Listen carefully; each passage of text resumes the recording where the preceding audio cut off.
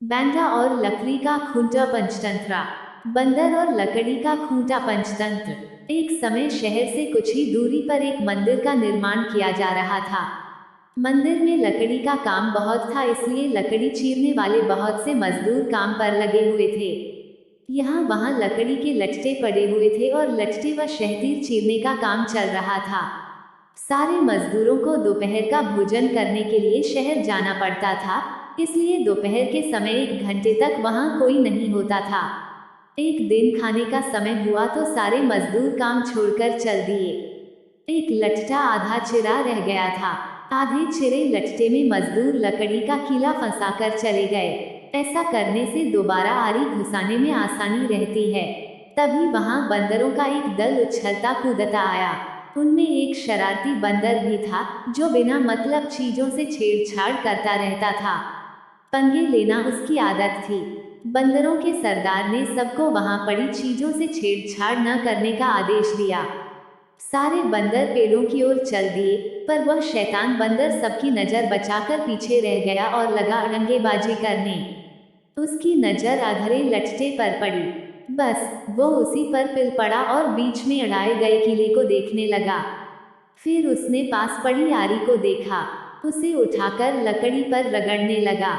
उससे किर्रर्रा किर्रर्रा की आवाज निकलने लगी तो उसने गुस्से से आरी पटक दी। उन बंदरों की भाषा में किर्रर्रा का अर्थ निखट्टू था। वह दोबारा लट्टे के बीच फंसे किले को देखने लगा।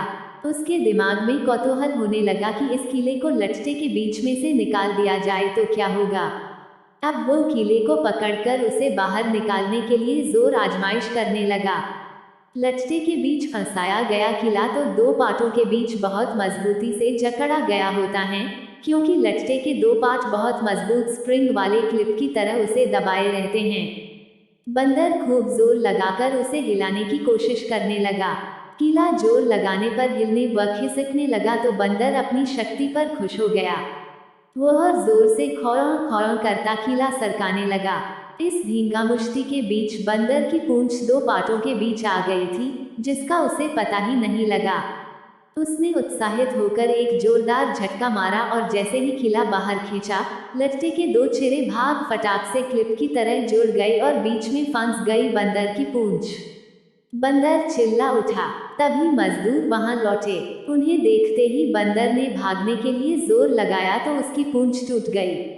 वह चीखता हुआ टूटी पूंछ लेकर भागा। कहानी सुनाकर करटक बोला, इसीलिए कहता हूँ कि जिस काम से कोई अर्थ न सिद्ध होता हो, उसे नहीं करना चाहिए। व्यर्थ का काम करने से जान भी जा सकती है। अरे, अब भी पिंगलक जो शिकार करके लाता है, उससे हमें भरपेट भोजन तो मिल ही जाता है। तब बेकार ही झंझट में पड़ने से क्या फायदा। दमनक बोला, तो तुम क्या केवल भोजन के लिए ही जीते हो?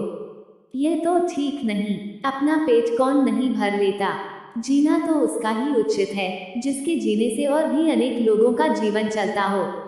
दूसरी बात यह कि शक्ति होते हुए भी जो उसका उपयोग नहीं करता और उसे यूं ही नष्ट होने देता है, उसे भी अंत में अपमानित होना पड़ता है। करटक ने कहा, लेकिन हम दोनों तो ऐसे भी मंत्री पद से च्युत हैं। फिर राजा के बारे में यह सब जानने की चेष्टा करने से क्या लाभ। ऐसी हालत में तो राजा से कुछ कहना भी अपनी हंसी उड़वाना ही होगा। व्यक्ति को अपनी वाणी का उपयोग भी वही करना चाहिए जहां उसके प्रयोग से किसी का कुछ लाभ हो। भाई, तुम ठीक नहीं समझते। राजा से दूर रहकर तो रही सही इज्जत भी गंवा देंगे हम। जो राजा के समीप रहता है, उसी पर राजा की निगाह भी रहती है और राजा के पास होने से ही व्यक्ति असाधारण हो जाता है। करचक ने पूछा, तुम आखिर करना क्या चाहते हो? हमारा स्वामी पिंगलक आज भयभीत है। दमनक बोला, उसके सारे सहचर भी डरे डरे से हैं। मैं उनके भय का कारण जानना चाहता हूँ। तुम्हें कैसे पता कि वे डरे हुए हैं? लो, यह भी कोई मुश्किल है। पिंगलक के हाव भाव, चाल ढाल, उसकी बातचीत, आंखों और चेहरे से ही स्पष्ट जान पड़ता है कि वह भयभीत है।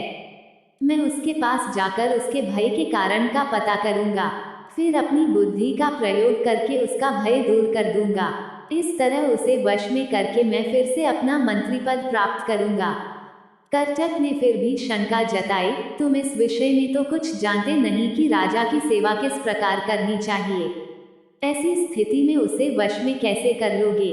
दमनक बोला, राजसेवा के बारे में मैं नहीं जानता, यह तुम कैसे कह सकते हो? बचपन में पिता के साथ रहकर मैंने सेवाधर्म तथा राजनीति के विषय में जो कुछ भी सुना, सब अच्छी तरह सीख लिया है।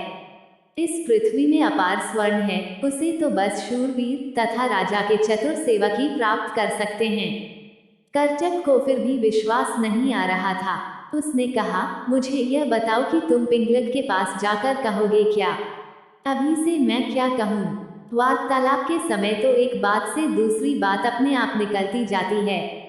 जैसा प्रसंग आएगा वैसे ही बात करूँगा। उचित अनुचित और समय का विचार करके ही जो कहना होगा कहूँगा। पिता की गोद में ही मैंने यह नीति वचन सुना है कि अप्रासंगिक बात कहने वाले को अपमान सहना ही पड़ता है, चाहे वह देवताओं के गुरु बृहस्पति ही क्यों न हो। कर्टक ने कहा, तो फिर यह भी याद रखना कि शेर, बाघ आदि हिंस्र जंतुओं तथा सर्प जैसे कुटिल जंतुओं से संपन्न पर्वत जिस प्रकार दुर्गण और विषम होते हैं, उसी प्रकार राजा भी क्रूर तथा दुष्ट व्यक्तियों की संगति के कारण बड़े कठोर होते हैं, जल्दी प्रसन्न नहीं होते, और यदि कोई भूल से भी राजा की इच्छा के विरुद्ध कुछ कर दे तो सांप की तरह डसकर उसे नष्ट करते उन्हें देर नहीं लगती। दमनक बोला, आप ठीक कहते हैं। बुद्धिमान व्यक्ति को स्वामी की इच्छा के अनुकूल कार्य करके उसे प्रसन्न करना चाहिए। इसी मंत्र से उसे वश में किया जा सकता है। कर्टक ने समझ लिया कि दमनक ने मन ही मन पिंगलक से मिलने का दृढ़ निश्चय कर लिया है। वह बोला, ऐसा विचार है तो अवश्य जाओ। बस मेरी एक बात याद रखना कि राजा के पास पहुंचकर हर समय सावधान रहना। तुम्हारे साथ ही मेरा भविष्य भी जुड़ा है। तुम्हारा पथ मंगलमय हो। कर्टक की अनुमति पाकर दमनक उसे प्रणाम करके पिंगलक से मिलने के लिए चल पड़ा।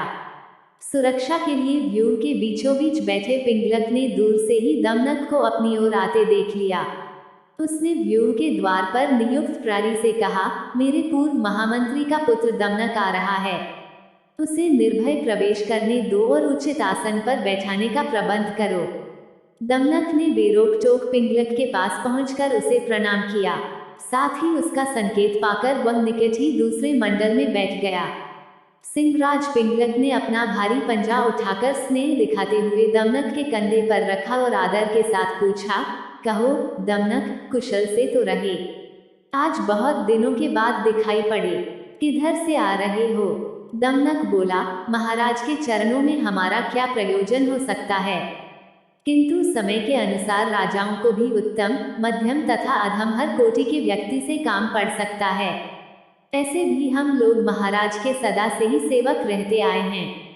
दुर्भाग्य से हमें हमारा पद और अधिकार नहीं मिल पाया है, तो भी हम आपकी सेवा छोड़कर कहाँ जा सकते हैं।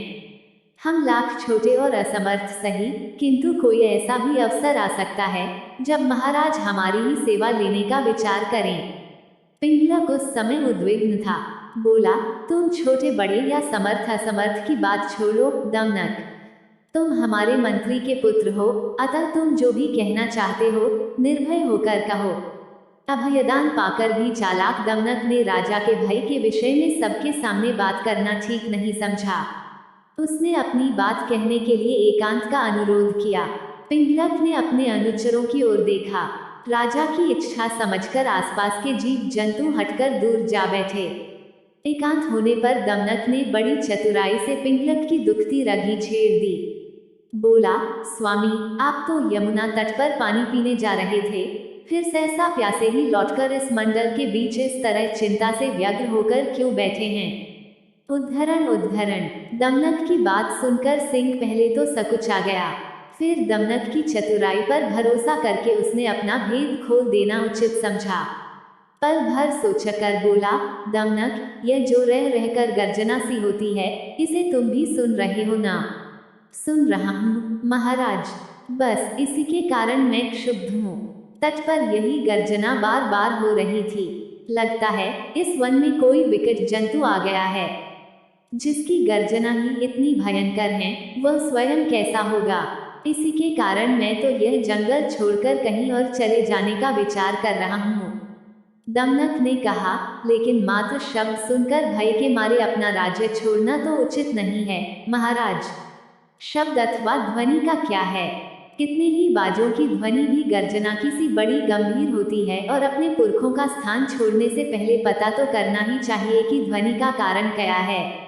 यह तो गोमायु गीदड़ की तरह डरने की बात हुई, जिसे बाद में पता चला कि ढोल में तो पोल ही पोल है। पिंगलक ने पूछा, गोमायु गीदड़ के साथ क्या घटना हुई थी? दमनक गोमायु की कहानी सुनाने लगा।